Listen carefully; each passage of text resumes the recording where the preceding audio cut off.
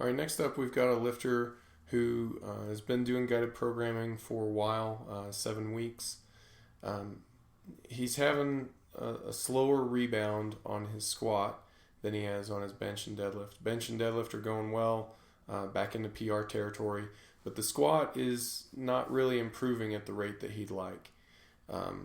He's wondering if it's possible that the program that he's coming from, which was a DUP style program, in the sense that there's DUP programming, then there's DUP programming.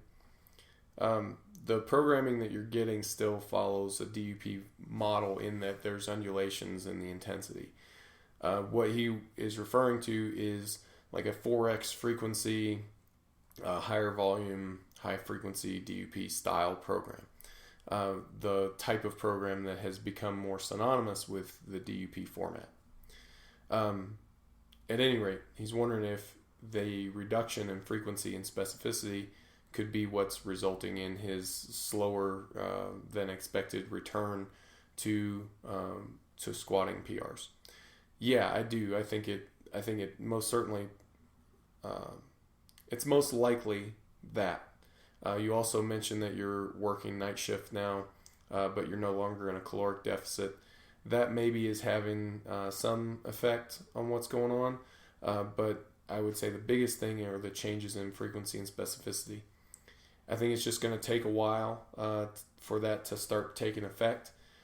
We need to make sure that the exercises are tuned to be what you need them to be, not just arbitrary exercises that are vaguely targeted at weaknesses and things like that. We'll try to dial those in. When you're doing that, you should see forward movement. It may take a little while before it gets back to where it was with such a high frequency program, but you're going to have more, let's call it reserve capacity, more energy, more time, more ability to move past that mark in the future. So this is a long-term investment. This is something that you're putting in the work now, and it should continue to pay off for a long period of time. The second part of your question is if I have any idea how long it takes to gain proficiency in a movement pattern, or in my case, regain lost proficiency when moving to a lower frequency.